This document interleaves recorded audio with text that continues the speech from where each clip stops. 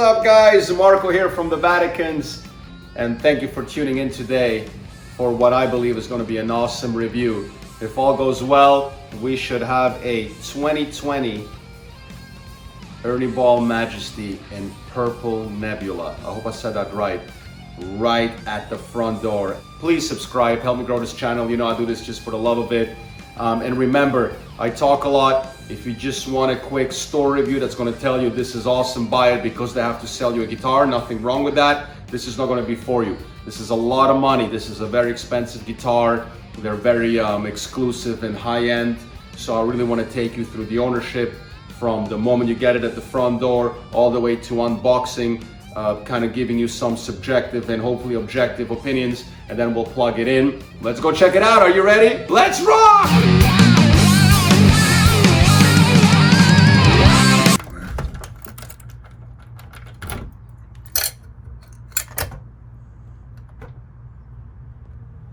Yep, I literally just locked myself out of my own house.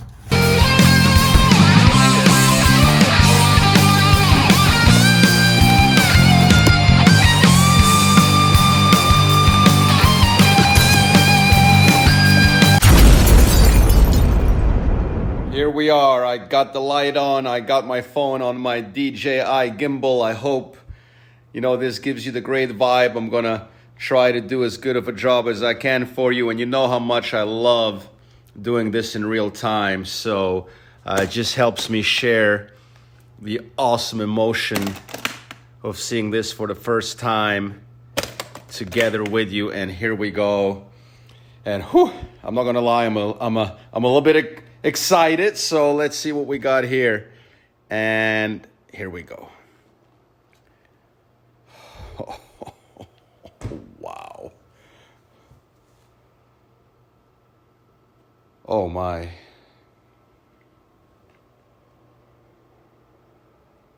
Whew.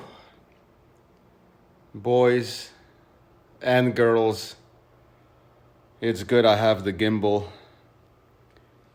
It's good I have this phone on a gimbal because, I'd be shaking so much otherwise. Holy sh**. Wow. Now this is a BFR, which is a Ball Family Reserve. So we should have the flamed headstock, and for that matter, the flamed neck on the back. But right now I'm a little bit speechless. I'm just taking this in. Look at these beautiful stainless steel frets. This is... I don't care if you're a John Petrucci fan. I don't care if you like Dream Theater. This is just... wow. Let me show you this. Here's your tremolo. Okay, it's in now. If I'm correct, this case should close with it. Let's see. I'll show you what I mean here. Watch this. It should, yeah, you see that hole there? There's a cutout for it. So you can actually, and this is brilliant. I know it's something as little as that, but watch, when you open it up, you see the tremolo isn't pressed down, and that is super cool. So you have that extra little cutout right here, which is super, super cool. So you can carry your guitar to your gig. Wow. Look at that. That is fine stuff. Rainmaker and Dreamcatcher pickups, which are phenomenal. You do have these incredible Schaller locking tuners, which I think are some of the best in the business. They are truly, truly incredible. If you are new to this guitar, you literally just put the string in and wind it up halfway and you're home free. Gorgeous ebony fretboard. You have your pickup selector here, which, is in the way. That's how John likes it. It's his guitar. But obviously, you have a neck, middle, bridge. Here you can split the pickups to single coils. You have a piezo level, and you have your volume with the 20 dB boost, which is adjustable in the back. Here you have your magnetic pickups. In the middle, you have a blend, and that is pretty badass. This fighter jet has all options. So when you are in the middle position here, you can blend the piezo with the magnetic pickups. And then of course on the top, as you can imagine, you're on the piezo completely. And also I will say, as I said last year, one of the best piezos, as far as I'm concerned, ever put on a guitar. What's really nice is you get COA, Certificate of Authenticity. In this case, you know, number 8 out of 150. So these are very limited. The case can be rather disappointing. You know, I feel there could be a little, you know, you have this booklet, make it a little bit nicer and put the, I mean, you know, be nice. There could be like a little, one of those, you know, introduction, little few words from John, one of those copy and paste things, you know. When you buy his Amazing Book, you have the whole little spiel with it, and it's kind of nice, you know. It gives it value, it makes you feel a little bit special. This is a very, you know, generic booklet that doesn't actually even go with the BFR. So the selection you see here isn't even really specific to the guitar. It's the one that you get with all the Majesties. And then this, I mean, look at that. You know, it's look, when you're spending $5,299 on a guitar, you know, again, put your comments and let me know what you think. But does it matter? No. Does it matter? Yes. I mean, you know, sometimes it's the little gimmicks that come with it that make you, you know, when you buy a Rolex, which is what this is, you know, the case is as important. Remember that this is a neck-through guitar. In this case, mahogany maple that goes all the way through your alder body attached to the sides. As you know, a lot of you who own these obviously know this. On the other Majesties, you have the shield here, which is usually a different type of wood to enhance the sound.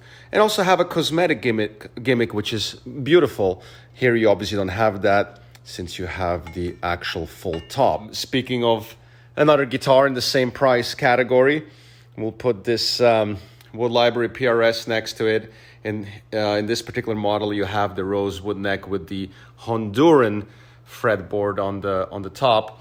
But let's see, you know, I love doing this. It's just incredible when you compare a old-fashioned airplane with a modern fighter jet. So I'll tilt this back, and here's kind of your typical, you know, volume, tone, and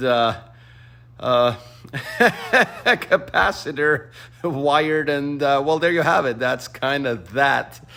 And then you go to the Majesty, which is, you know, the modern day Terminator. And I'll take this last screw off, and yeah, there you go. So it's really fascinating. I have no idea what's going on in here, and I don't want to know.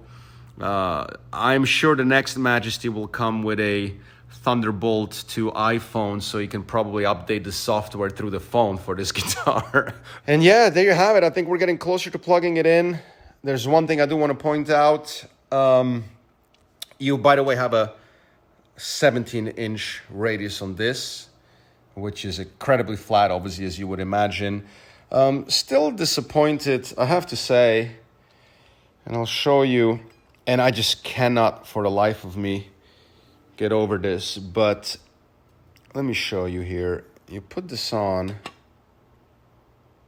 and there you go, and I'm going to level it a little bit for you here to see what I'm talking about. But the plates still aren't recessed with the body, and that's just weird to me. I just think it would look so much more exclusive if you had a little recession here so that this plate is flush. And it's just beyond me that they're not doing that. And the same with this plate here.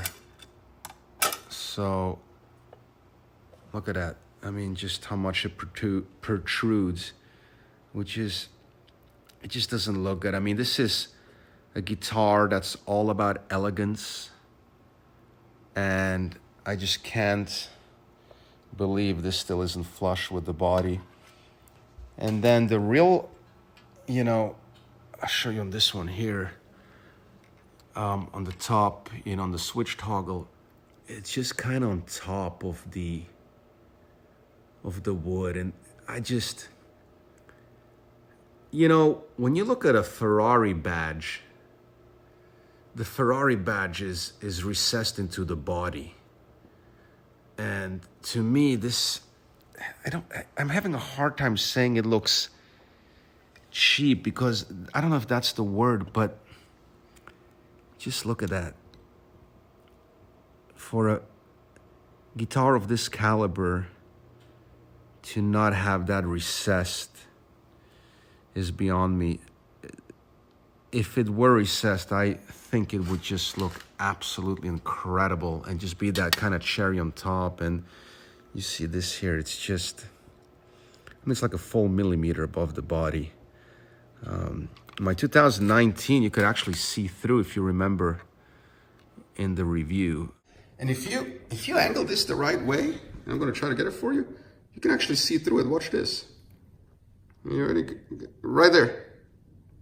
I'm going to put it over my jeans so you can actually watch right on the top. Right there. You can actually see through it. It's not even flush to the body. So I'm a little surprised, and I'll try to give you a picture from the top here too, so you can just see how much that sticks out. And there's a part of me that just, I'm trying to make sense of it. I would love to hear your feedback on it. But that's, at this point, next to the case candy, probably the only thing that I can think of that's a little bit of an eyesore, because every time I turn this thing around and then I look at it, and you know what, I'm gonna put this out of the frame because that's number 2 now. But you just look at this and it really speaks for itself. All right, I think we're getting past the cosmetic part and the case candy part, and one step closer to plugging it in. So time to get to the bread and butter. Hey guys, here we are finally at the fun part of seeing what this thing sounds like. By the way, a lot of people always ask me in the reviews what the wireless I use, and I use the Line 6 Relay G10S, the newer version. It's a great wireless system. I would never use a system like that on stage or live, but for home here, it's absolutely perfect. And one more thing, and I appreciate that some of you appreciate this fact, I purposely just use a little home mic in the center of the room. I purposely do not mic the amp, but I will tell you what gear I use. There's a very simple reason for that. When you are a big store, listen, I'm a Pro Tools expert, you guys know. I can use my 57 and Royer 121, put it into the JP2C right in front of it, put it into Pro Tools, make a huge production, and this thing will sound $1 million. And that's the problem. That's why I don't do it, because there's so much post-production on it if you put it into that kind of DAW, DAW, that you cannot just simply leave it raw. You have to produce it. And not only does that not make sense unless you are a store, and of course you have to make every guitar sound glorified so that you at home are like, wow, but it is completely subjective from a tone perspective anyway. There are no 2 set of fingers, no 2 amp settings that will ever sound the same. What I care about you knowing is the difference of character, just so you kind of get a wow, this is the options that this guitar has. I purposely don't overproduce it. It sounds good enough for you to get a vibe, because once I put the Royer 121 and the 57 and I do the whole Vaticans thing on it, it's not organic anymore. And I want you to get completely the opposite than you will get from a fancy store. Hey, this is great, we gotta sell it to you. Again, nothing wrong with that. I want the music stores to make a lot of money. I care more about you getting the vibe, and that's why unfortunately sometimes I have to talk a little bit more than just, the store being like, oh, here it is, and the fanboy buying it anyway. I want to see if this is a guitar that you can buy if you're not a John Petrucci fan. If this is a great standalone guitar, which, listen, in many ways, it is done, go buy it. but what does it offer, especially since it's very complex to other guitars? The first thing we're doing is the piezo. I stand by it, same as last year. This is one of the best piezos ever made. I have no idea what they're using, how they're doing it. It is incredible. Again, disclaimer, no piezo will ever be like an acoustic or classical guitar, but just from a perspective. Remember, your piezo is all the way up. In the middle, you have a blend of both, and on the bottom, you're simply on the magnetic pickups. Here we go. I'm going straight into the Mesa Boogie JP2C, and all I like to put is a little bit of tiny reverb, a slight touch of delay for enhancement, so we don't get too bored with how dry the sound is, but there's nothing. And I purposely set the amp on a very neutral setting. So soft pick. Wow, that is really, really beautiful.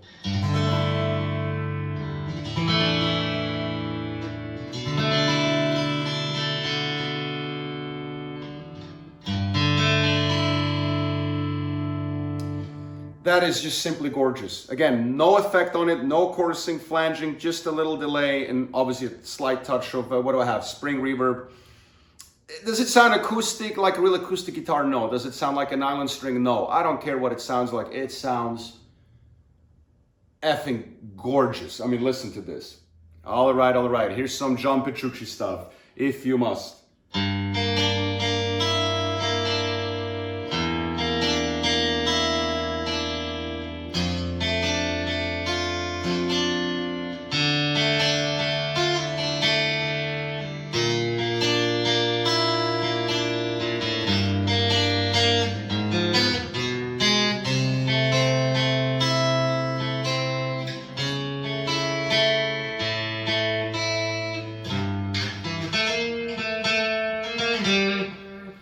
So you can see it's incredibly super dry. And I haven't really dialed it in very much, and that's on purpose. I just want to show you the blank slate of the piezo. It is absolutely gorgeous. You can almost tell kind of like how it touches the fret. It is incredibly sensitive and really, really beautiful. So you can go wild on it. I gave you a little John Petrucci phrase because you all know it. I know probably a lot of you love John and know this guitar. So really, really, your basic piezo, just incredible quality. Let's do a blend and see, we'll play something classical, see how that goes with the half blend, half magnetic. When you get to the blend, this guitar in particular, like no other guitar, offers a stupid amount of tonal options, just ridiculous. The palette is just incredible. So you go from, let me show you, we'll go here on the bridge, on the magnetic one, but now we're going to switch from the piezo to half piezo, half magnetic. Look at the difference in sound. I'll give it to you right one after the other. You can right away tell the bridge is involved now. Let's explore the blend on kind of different pickups, just kind of see how you can make use of that. I would assume something obviously clean based, you know. Let's see what we got.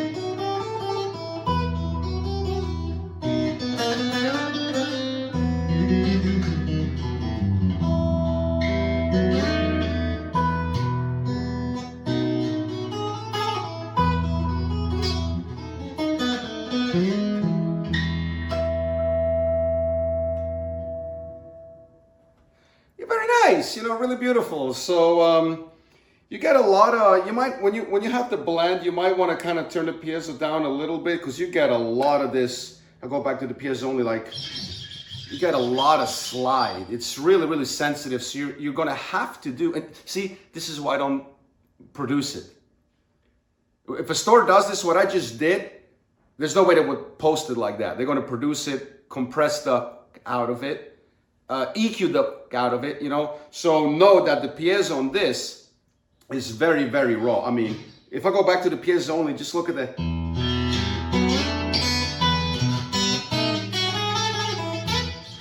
You can really tell the slides, even more so than on a nylon string. And I assume the middle position on the blend is probably just as nice.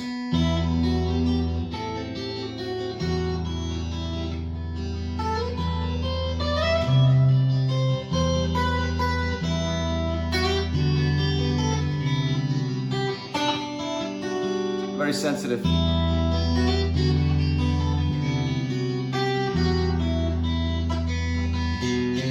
So we're there.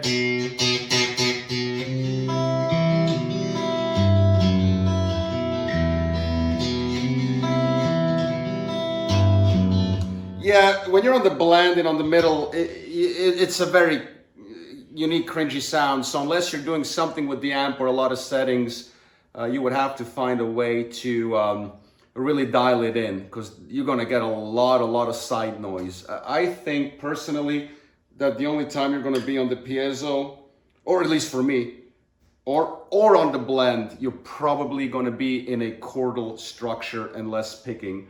And I'm purposely doing some classical stuff because you see the individual overtones compared to just going, you know what I mean? Nothing wrong with that, just saying. So the blend to me is the nicest on the neck middle.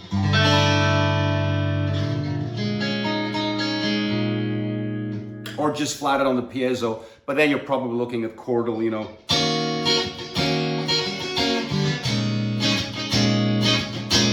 Anything else, you're gonna really have to compress the hell out of it. Let's go to magnetic only. Let's start with the obvious bridge and middle and neck. Tone, I guess not a lot of you are gonna be using tone.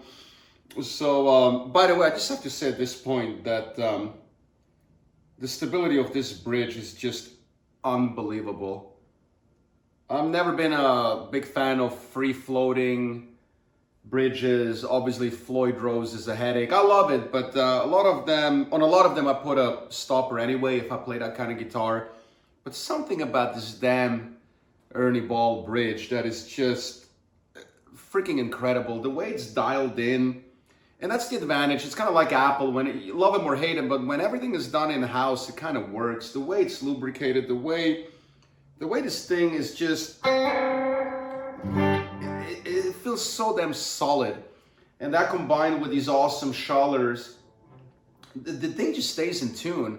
In between, when you see the blur in between segments, I always cross-check with the tune, with the tuning, and it just stays in tune. It's incredible. And the 2019 was also that way, and for that matter, almost every Ernie Ball that I've ever played. So really, really fascinating. Let's start with the bridge pickup. I'll give you some random phrase chords of one of my chordal structures that really exposes the overtones. With clean sounds, as you know, it's hard to be objective because none of us are going to have the same clean sounds, and you're going to mask it so much anyway. Again, a little delay, and let's start with the bridge, just kind of work our way through. Okay, I had to make sure the tone was up. Sounds really, really warm for a bridge. So, and these pickups, Rainmaker and Dreamcatcher, are just absolutely phenomenal. I mean, I told you that last year. They're just stupid good.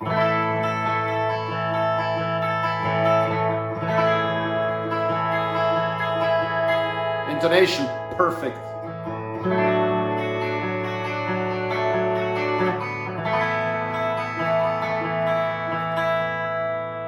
Same phrase on the neck.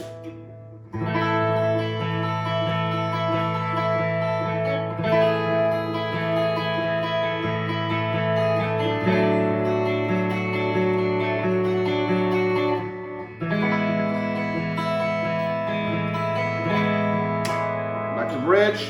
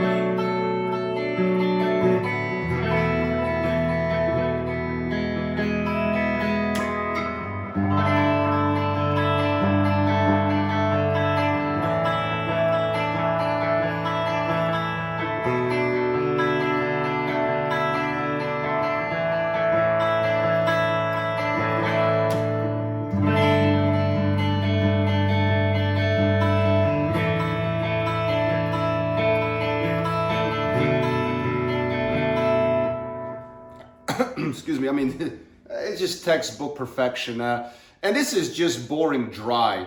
If you actually go and put some little chorusing on that and really go crazy, you can really go, I mean, you know.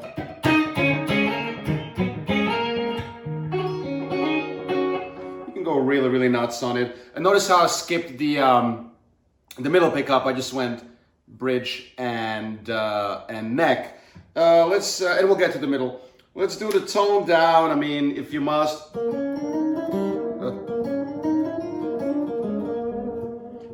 You know, if you're ever going to do that.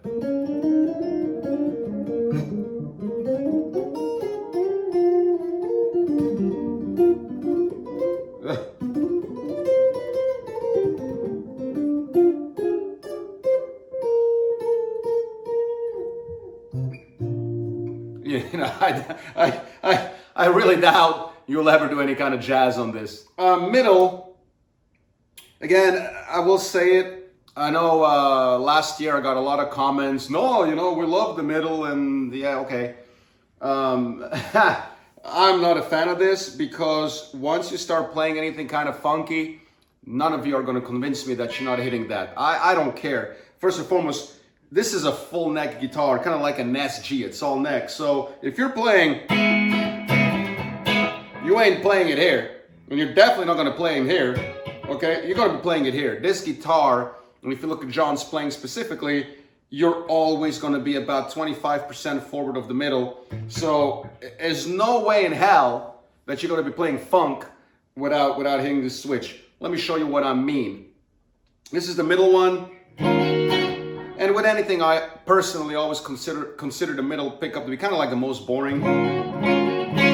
It's a very nice tone, unmasked, it's beautiful. Here's the switch to make it single coil. Are you ready?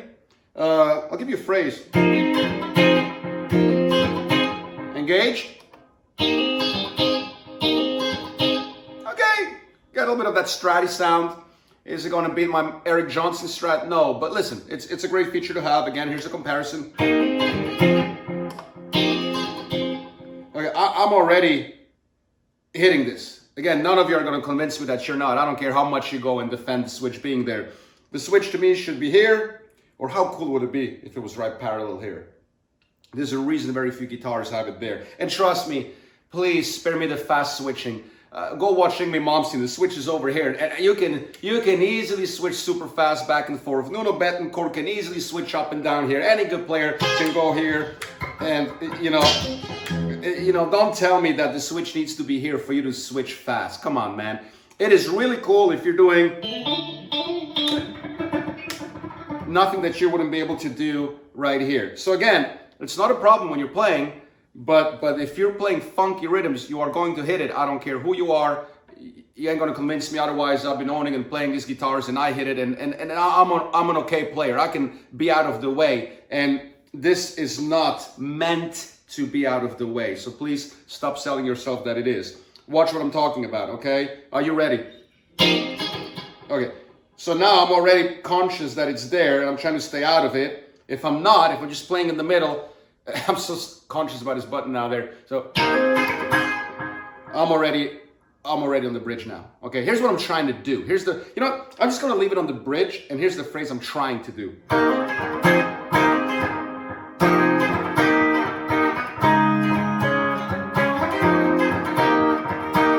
Constantly keep hitting it with the middle.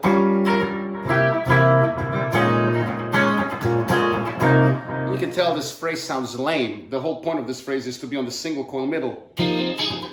Oh my God, see the difference? Okay, let me play it out of the way for you if I can.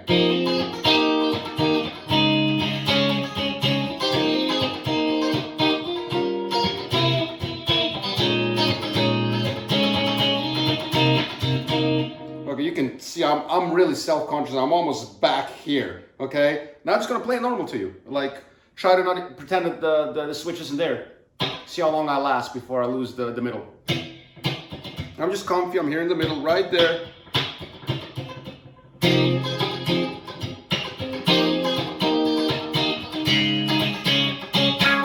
Yeah, there you go. Guys, you ain't gonna be playing funk on this and telling me you're not hitting that switch. So that's the only drawback to this.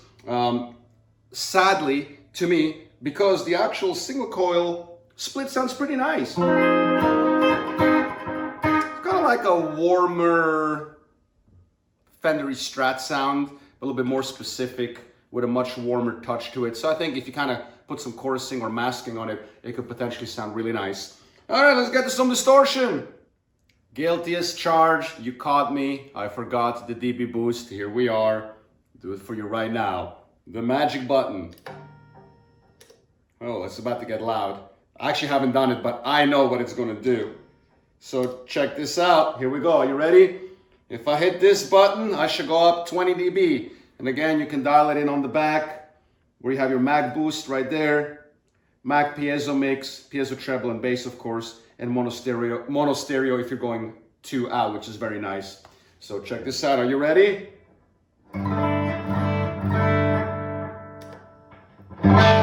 Whoa! Wow! Okay. Aha! I don't know when you're ever going to use that. Holy, it just got loud in here. I'm just going to give you a G chord and then engage, and I don't think I need to say anything else. It kind of speaks for itself. Scared to hit it.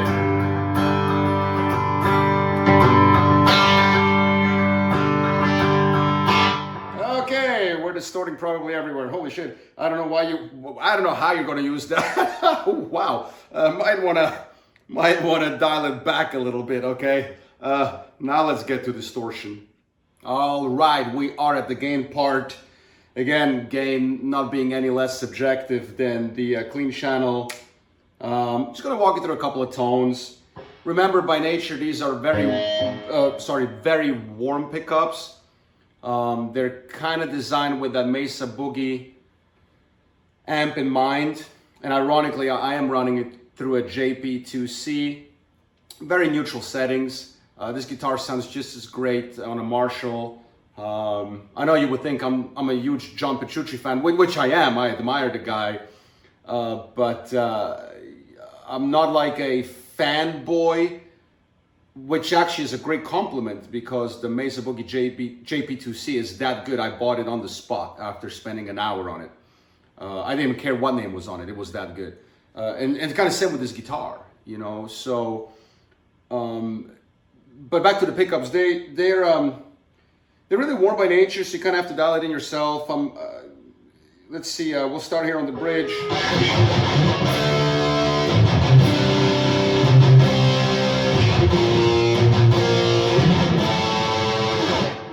So yeah, I mean, this is no added gain, nothing, just straight from the amp. But then the neck. The neck on this guitar is an absolute masterpiece. I mean, this is incredible, the clarity. To have this much gain, and this kind of clarity on a neck pickup is just ridiculous. And again, I'm purposely not fully dialed in. I just want to show you the contrast. You know, if you really take this and mic it and throw it in, I mean, well, just listen to a Dream Theater song and it'll tell you. So listen to that mid to low end around maybe 200 range. It's just...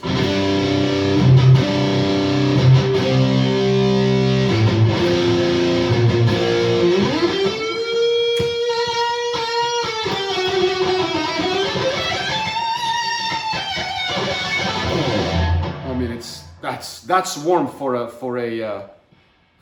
bridge. Next.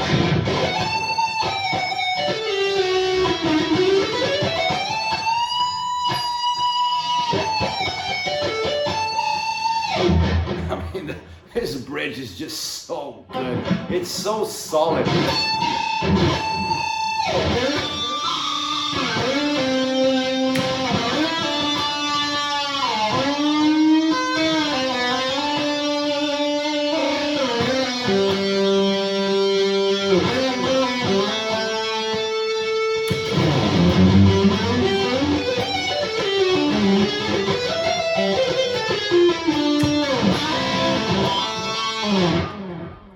Here's a direct comparison within the same frame. You notice that sometimes on cheaper guitars or on cheaper pickups, they don't show you this because there's not really a big contrast. Here there really is. So watch this. Let's go up volume. Here we go.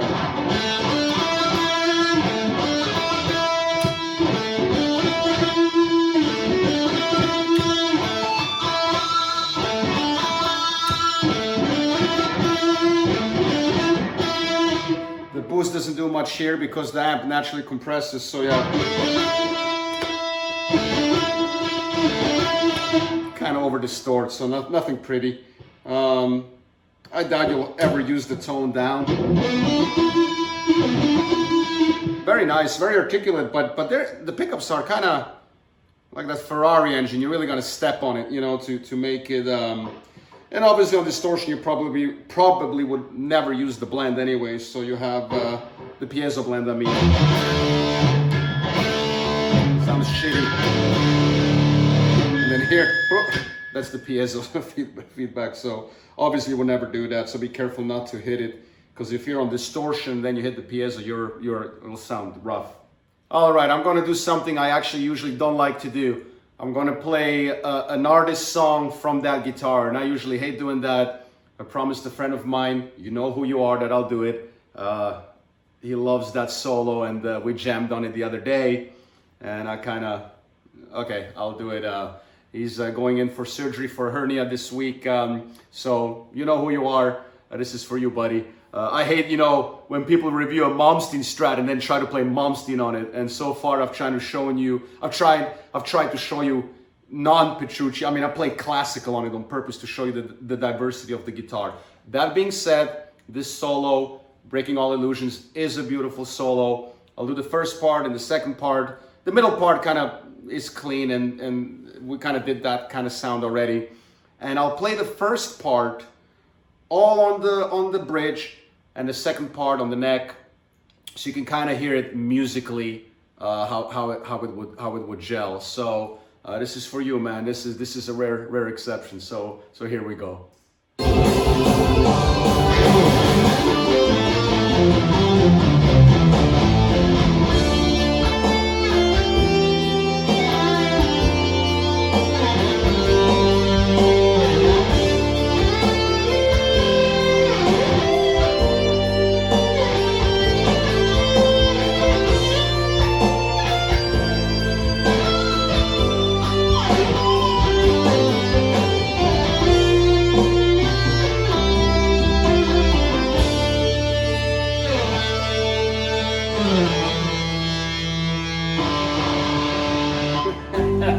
Okay, so I hate doing this, but because I hate trying to duplicate John. It's as you all do, I'm sure. So, but anyway, listen, I love the solo, and you can kind of tell right away.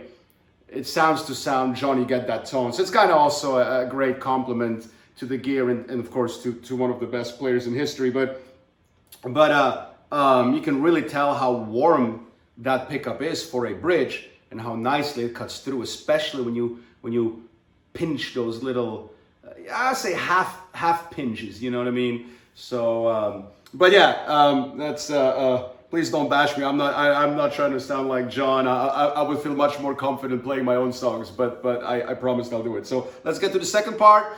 And I know throughout the solo he switches back and forth, but on the second half we'll just use the neck, so you kind of see the contrast. All right, let's see if we can make it through the second half without embarrassing ourselves too much.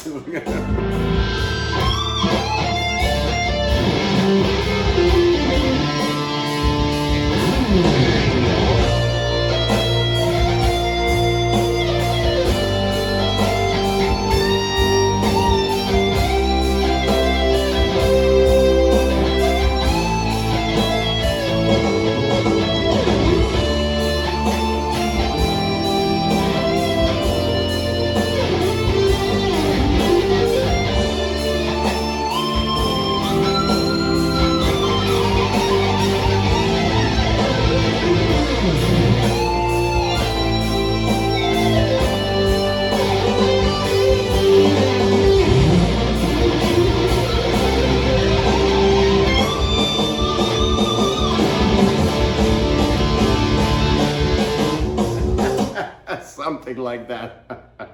I hate losing bets and doing favors and playing John Petrucci solos. Know the feeling? Listen, I hope I gave you an idea. I hear noise. Excuse me. Let me get rid of that little distortion noise there. Look, man.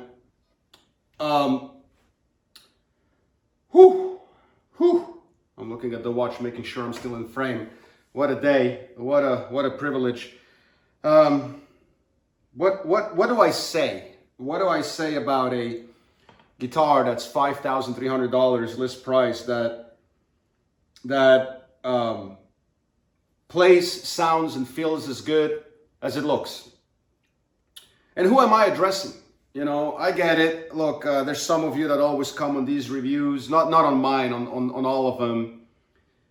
And you're always like, you know, spending $5,000 on a guitar is ridiculous and blah, blah, blah. Which kind of, to be honest, is kind of getting old, because if you work hard and you can afford a nice guitar, why not buy it? You know, you have kids that buy it and they want to sound like John. That's great. You know, they're doing music. None of us left. So be happy. Don't be a jackass, you know. And not only that, but if all it takes is an $800 guitar and it's not the guitar, it's the player, then why don't you just drive a 1978 Toyota Camry that's $450 like I drove in college? Because all you're saying is all you need really is just taking you from point A to point B. Why are you buying a BMW then? I bet you if you're one of those making those comments, you probably don't drive a 1978 $500 Camry. You probably have a nice car. Maybe you're just not good enough or haven't worked hard enough to buy a nice guitar. So that'd be my answer. But you know, and no shit, the guitar doesn't make the player. But you know what? The guitar inspires the player. And I didn't work harder in life like many of you to get nice guitars because I was looking at $400 cars. No, I was looking at Ferraris to inspire me. You know, so same with this. Anything is relative. But rather than me going on, you know, endlessly, I did a segment yesterday that I wasn't sure if I was going to throw it in. And at this point you can tune out, but you heard the guitar. But if you're interested, maybe watch the next 10 minutes. I think it'll really put some things into perspective. And I'm kind of doing this in real time, which I really love to do for you in real time. So I'm going to right now click the stop button and throw in that segment and then come back for a final word. Hey guys, I decided to throw in this segment real quick for you that I wasn't originally planning to do, and I think you will really, really dig this. When it comes to guitars, I always like to talk about value. And yeah, the BFR is a $5,200 guitar, well actually $5,299, and I know a lot of people will scream, oh, price this and that and left and right. But price is really, when it comes down to it, relative compared to what you're getting for the money. And so I figured what better thing than putting the same category, price-wise category guitars in a little show-off to actually see where the value is to each one of you. So what I have here is what I call the 5K Guitar Club. So let's have a look. I'll sit here and I'll have my beautiful wifey help me out here for a second, because I thought this is a really cool segment. And you're not going to see this in the stores because, you know, in the store, their job is to sell you guitars, but here we can be really neutral about it because we're talking the love of guitars and value. What we have here is your famous Les Paul Custom with real ebony. List price on that is $4,700. Next to it, we have the star of the day. List price is $5,300. What we have here is a Fender Custom Shop, as you can see right here on the back. In this case, a Malmsteen Custom Shop. The list price for this, $5,500. And here is your PRS Wood Library. List price on this was $5,199 as well, because it has the extra option of rosewood with Honduran fretboard on top. So I know, and listen, I don't want to make this about the money or the price. It's not about that. An expensive guitar is not going to make you a better player. We all know that. It's about, you know, and look, I also don't want to make it about which one is better than the other. A good chef will never say no to more ingredients. I've never seen a chef in the kitchen that says, you know, I don't like that ingredient. That's ridiculous. So if you're still at the stage in life where you think one is better than the other, you're missing out, and I think you have a lot of growing up as a player to do. We're not bachelors here. We're going to treat every instrument with respect to what its value is, with that keyword being value. So, and I don't need to be in the frame for this, but what I'm going to show you, you have 4,000. By the way, let's, for argument's sake, say all these guitars are $5,000, because more or less you can get them for that, okay, plus minus. We don't need to argue about the Les Paul Custom. Listen, music is built on the Les Paul Custom. It is the all-time great.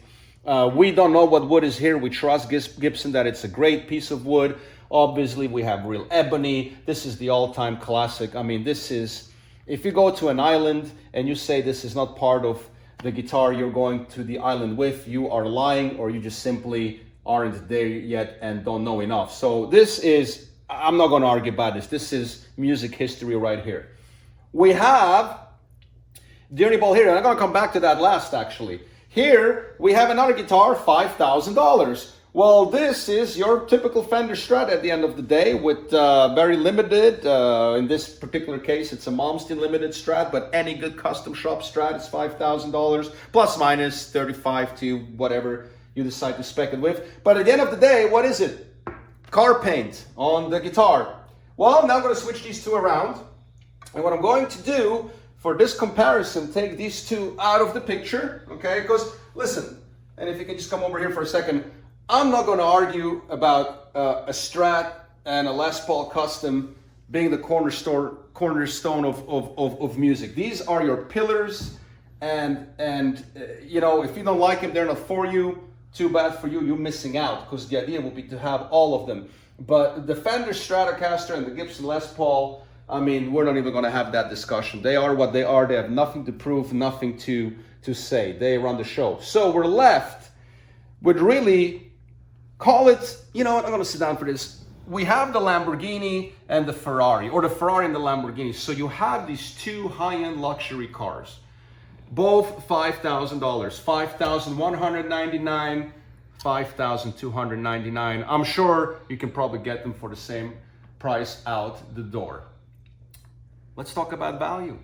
I'm not talking which guitar you would want. I get it. The people that play this guitar, they will poop on everything else anyway. And again, that's just being a chef that limits him or herself. And guys like that, we're like, oh God, no, John Petrucci, otherwise it's not worth being made. Okay, we know those guys well. But for the few of us that are not badge whores, which one is better value? And you see, since I play and cook with all variety, and I realized years ago that it's not about the badge, that it's about the quality of the instrument, the passion that goes into it, the innovation. I'm not so much concerned what it says on the top here. Which guitar right now is more value for the money? And I would have to say that of all of them, again, regardless which one is for you, the BFR wins. And I tell you, actually, surprisingly, that it wins hands down. And I'll tell you why. And you probably already know. If you know anything, and by the way, you can get this with a quilt top in the 5-6K range too. I'm aware of it. You can't do that so much with a Strat. With a Strat, it's more about getting, you know, a vibe of a certain year. And as you know, you can obviously have a 3-tone burst or whatever where you see the wood. But the only really two guitars that market themselves as the beauty factor of it, dare I say, furniture aspect of it, because a lot of people that end up buying them don't really play them, is Paul Reed Smith, and in this case, a BFR. Here's the problem, back to my point, and you probably already know where I'm going with this. Look at these two tops for the same amount of money. And we're okay with all the other stuff. This doesn't have stainless steel, this does, oh well. Different radius, different sound, all good, you know, good tremolos. This is a little bit obviously more vintage, more modern, has more options. But you know what you need to pay in order to get this top on a Paul Reed Smith? Well, I got news for you. You can't. You would have to go the private stock route. Sure, you can get nice quilted tops, but to get this kind of top, and I just spent 10 minutes on Google, and also talking to Matt from Sweetwater, like I always do when I need a real a monetary reference. In order for me to get this top on a Paul Reed Smith the only option you would have to go is private stock, which automatically puts this in the $10,000 range. And listen, you all saw my Polaroid Smith review. You know I love these guitars, but you also know my issues with it, okay? There's really not much custom about this anymore. This is a standard production guitar at this point, which with a heavy premium. And I can tell you, I didn't pay, nor would I. Are you ready? I didn't pay, nor would I pay anything close to list for this. I would not. For this, I actually would. To get a top like this, with that kind of book matching, for, call it $4,700 out the door, if you have a good relationship with your dealer, not only wins this particular, for a lack of a better word, contest, but actually blows the competition out of the water. Be careful. I'm not saying this is the guitar for the island. I'm not telling you which guitar is better than the other, because they're not. You're a fool to think that one of these can do what all the others do. They can't.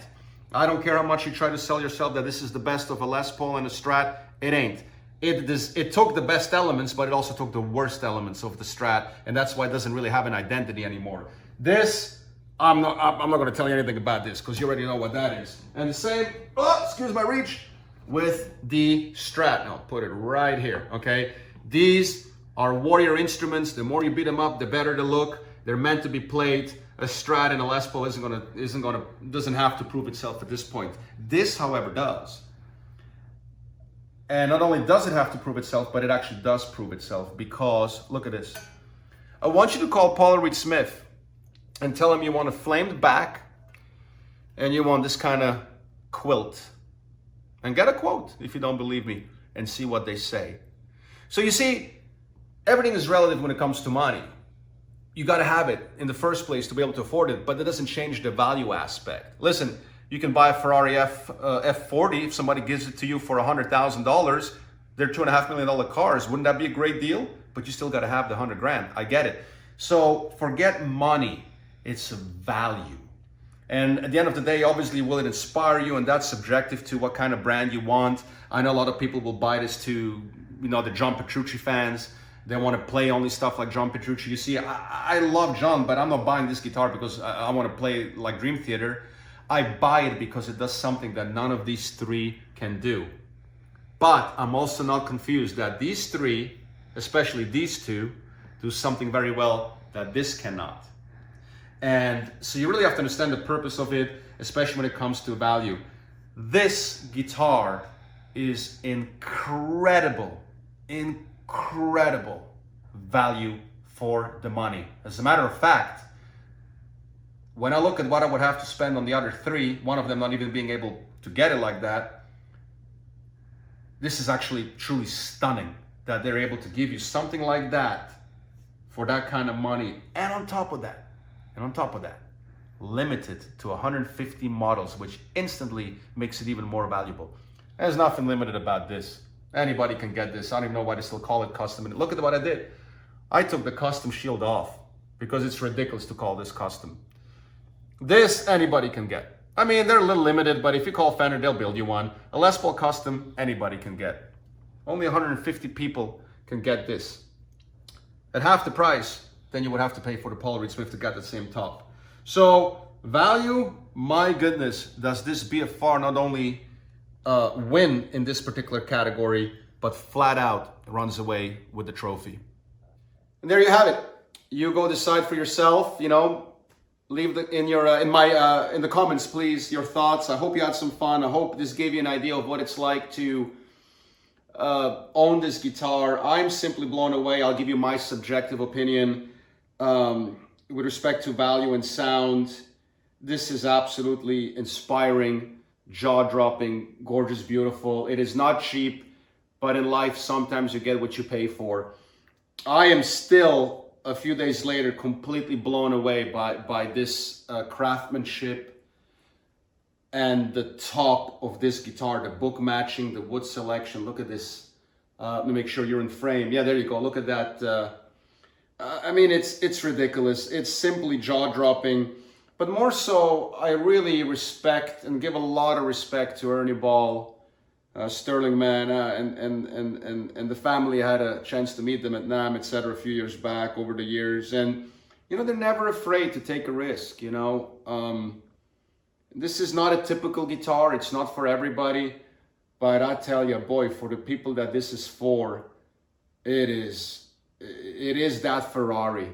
And you know, the great thing about this guitar, if you're playing it outside of just being a John Petrucci fanboy, it's like a Ferrari. You don't always just have to go fast. What people don't understand is in a Ferrari, sometimes the joy is going 30 miles an hour in the canyons around the curves. And that's what this is too. So I look forward to years of inspiration and playing this and just enjoying it, being very lucky to be able to enjoy this instrument. And I tell you, you know, don't limit yourself. This is just as good next to a Les Paul Classic, a Les Paul Custom, a Fender Strat, a Fender Telecaster. Rather be a smart chef, be a good chef. Don't limit yourself. Don't be a badge whore. Go try this beautiful instrument. They'll have them at Guitar Center and at Sam Ash in the private reserve or high-end wall, whatever. Take it down, plug it in. Check out this beautiful thin white neck with these stainless steel fret and these custom-made pickups and you know, and more importantly, play it. A lot of you have these and don't play them. Beat it up, man. It looks great beat up. Look at this. Just you know, put something on it. Here you go. I'm not afraid to, you know, here, put something on it. Have fun with it. Put a little ding in it, you know. Just don't be afraid. You can take it with you. It is a gorgeous instrument. I can highly suggest it. Is it for everybody? No. But I tell you, if you ever get lucky to sit inside of that Ferrari and smell that leather, that's how this is going to be when you pick it up. You're going to be like, holy moly. I have no idea what I'm holding, but it's half machine, half computer, half human, half robot. But it all works. It all works in beautiful harmony. And my God, I'm blown away. And I'm going to upload this review. And guess what I'm going to do? Go play it. Stay safe out there. I love you all. Thank you for the great support. I'll leave you with a little shameless self-promotion video of the Vaticans. Subscribe, go buy the album, help support good musicians like I do. And God bless you all, and we'll see you on the next review. Look forward to your comments.